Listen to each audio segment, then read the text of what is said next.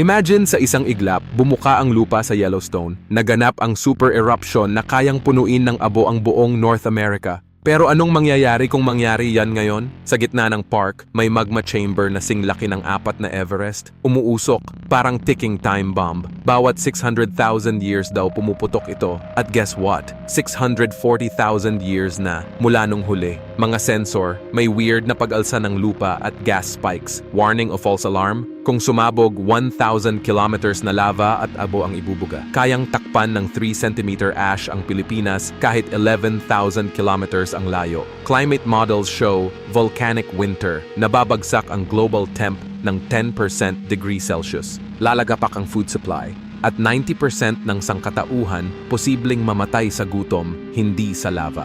USGS warns, ionized ash cloud pwedeng patayin ang GPS at internet, literal na mag-blackout ang mundo, digital at pisikal.